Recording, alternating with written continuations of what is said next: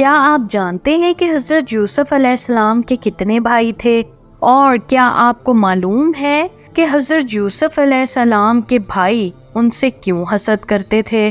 اور کیا آپ یہ بھی جانتے ہیں کہ حضرت یوسف علیہ السلام اپنے بھائیوں سے کیسے ملے؟ تو چلیے چلتے ہیں آج کی ویڈیو کی جانب۔ اللہ تعالیٰ نے حضرت یوسف علیہ السلام کے قصے کو احسن القصص یعنی تمام قصوں میں سے سب سے اچھا قصہ فرمایا، اس لیے کہ حضرت یوسف علیہ السلام کی مقدس زندگی کے اتار چڑھاؤ اور رنج و راحت اور غم و سرور کے مد و جزر میں ہر ایک واقعہ بڑی بڑی عبرتوں اور نصیحتوں کے سامان اپنے دامن میں لیے ہوئے ہیں۔ حضرت یعقوب علیہ السلام کے 12 بیٹے تھے، جن کے نام یہ تھے: یہودا، روبیل، شمون، لاوی، زبلون، یجر، دان، پتائی، جاد، آسر اور یوسف اور بنیامین۔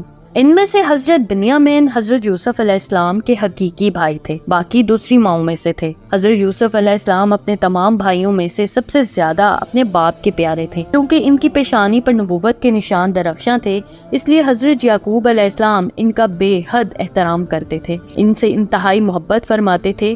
7 برس کی عمر میں حضرت یوسف علیہ السلام نے یہ خواب دیکھا کہ 11 ستارے اور چاند سورج ان کو سجدہ کر رہے ہیں۔ حضرت یوسف علیہ السلام نے اپنا خواب اپنے والد کو سنایا تو آپ نے ان کو منع فرمایا کہ پیارے بیٹے، خبردار تم اپنا یہ خواب اپنے بھائیوں سے مت بیان کرنا، ورنہ وہ لوگ جذبہ حسد میں تمہارے خلاف کوئی چال چل دیں گے۔ چنانچہ ایسا ہی ہوا اور ان کے بھائیوں کو ان پر حسد ہونے لگا، یہاں تک کہ سب بھائیوں نے آپس میں مشورہ کیا کہ ان کو کسی طرح گھر سے لے جا کر جنگل کے کنویں میں ڈال دیا جائے۔ اس منصوبے کی تکمیل کے لیے سب بھائی جمع ہو کر حضرت یعقوب علیہ السلام کے پاس گئے اور بہت اصرار کر کے شکار اور تفریح کا بہانہ بنا کر ان کو گھر سے کندھوں پر بٹھا کر لے چلے، لیکن جنگل میں پہنچ کر دشمنی کے جوش میں ان کو زمین پر پٹخ دیا اور سب نے بہت زیادہ مارا۔ پھر ان کا کرتا اتار کر اور ہاتھ پاؤں باندھ کر ایک گہرے اندھیرے کنویں میں گرا دیا، لیکن فوراً ہی حضرت جبرائیل علیہ السلام نے کنویں میں تشریف لا کر ان کو غرق ہونے سے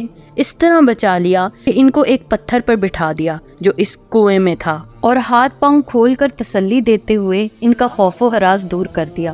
اور گھر سے چلتے وقت حضرت یعقوب علیہ السلام نے حضرت یوسف علیہ السلام کا جو کرتا تعویذ بنا کر آپ کے گلے میں ڈال دیا تھا وہ نکال کر انہیں پہنا کر کہا جاتا ہے کہ اس سے اس اندھیرے کنویں میں روشنی ہو گئی۔ یہ کرتا حضرت ابراہیم علیہ السلام کا تھا۔ حضرت یوسف علیہ السلام کے بھائی آپ کو کنویں میں ڈال کر آپ کے پیراہن کو بکری کے خون سے لت پت کر کے اپنے گھر کو روانہ ہو گئے اور مکان کے باہر ہی سے چیخیں مار کر رونے لگے۔ حضرت یعقوب علیہ السلام گھبرا کر گھر سے باہر نکلے اور رونے کا سبب پوچھا۔ تم لوگ کیوں رو رہے ہو؟ کیا تمہاری بکریوں کو نقصان پہنچ چکا ہے یا پھر؟ حضرت یعقوب علیہ السلام نے دریافت کیا کہ یوسف کہاں ہے؟ میں اس کو نہیں دیکھ رہا ہوں۔ تو بھائیوں نے روتے ہوئے کہا کہ ہم کھیلتے ہوئے دور نکل گئے اور یوسف علیہ السلام کو اپنا سامان کے پاس بٹھا کر گئے تو ایک بھیڑیا آیا اور بھائی کو کھا گیا۔ یہ رہا ان کا کرتا۔ حضرت یعقوب علیہ السلام نے اشک بار ہو کر اپنے نور نظر کے کرتے کو جب ہاتھ میں لے کر غور سے دیکھا تو کیا دیکھتے ہیں کہ کرتا تو بالکل سلامت ہے، کرتا کہیں سے بھی پھٹا ہوا نہیں ہے۔ ان لوگوں نے کرتے میں خون تو لگایا تھا لیکن پھاڑنا بھول گئے تھے۔ آپ ان لوگوں کے مکر اور جھوٹ کو پھام گئے اور فرمایا، بڑا ہوشیار اور سیانہ بھیڑیا تھا کہ میرے یوسف کو تو پھاڑ کر کھا گیا مگر اس کے کرتے پر ایک ذرا سی بھی خراش نہیں آئی۔ تو آپ نے صاف صاف فرما دیا کہ یہ سب تم لوگوں کی کارستانی اور مکر و فریب ہے۔ پھر آپ نے دکھے دل اور در بھرے آواز میں فرمایا، ترجمہ: اب تو میرے لیے صبر ہی بہتر ہے اور جو باتیں تم بنا رہے ہو ان پر اللہ ہی کی مدد درکار ہے۔ حضرت یوسف علیہ السلام 3 دن اس کنویں میں تشریف فرما رہے۔ یہ کنواں کھارا تھا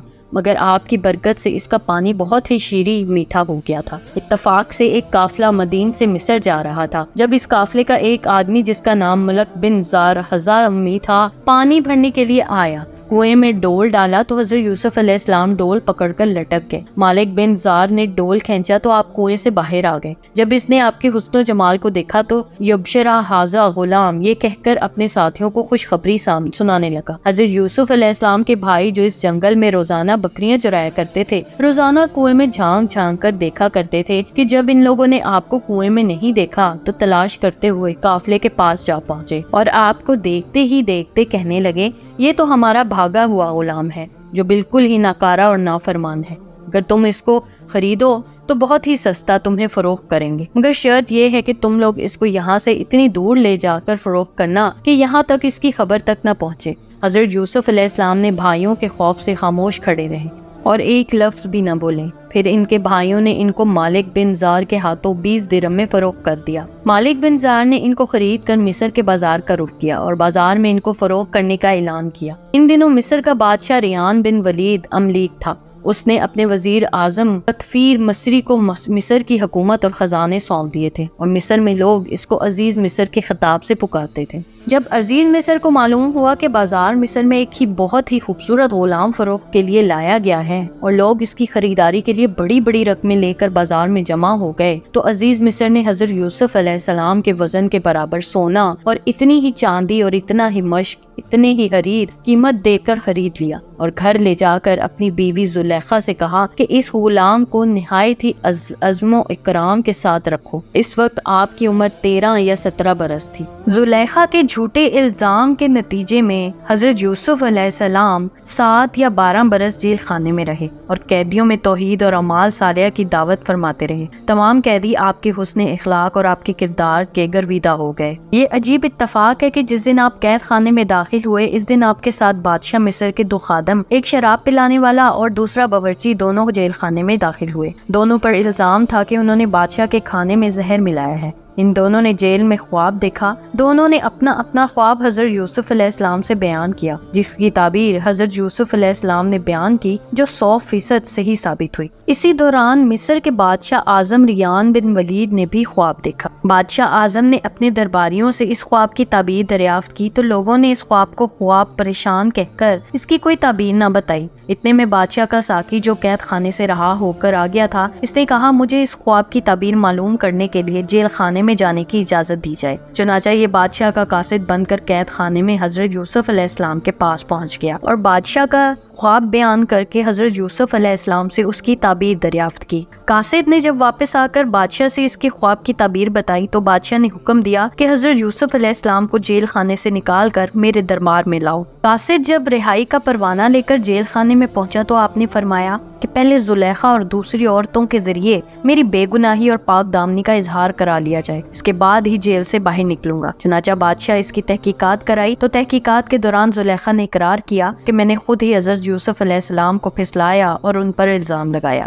خطا میری ہی ہے۔ حضرت یوسف علیہ السلام سچے اور پاک دامن ہیں۔ اس کے بعد بادشاہ نے حضرت یوسف علیہ السلام کو دربار میں بلا کر کہا، آپ ہمارے دربار کے معزز ہیں۔ قحط سالی کے بعد یہ مشورہ ہوا، وزراء سے مشورہ ہوا اور آپ سے بھی، تو حضرت یوسف علیہ السلام نے کہا کہ آپ زمین کے خزانے کے انتظامی امور اور حفاظتی نظام کے انتظامات پر میرا تقرر کر دیں، میں پورے نظام کو سنبھال لوں گا۔ بادشاہ نے خزانے کا انتظامی معاملہ اور ملک کے نظام کا پورا شعبہ آپ کے سپرد کر دیا۔ اس طرح ملک مصر کی حکمرانی کا اقتدار آپ کو مل گیا۔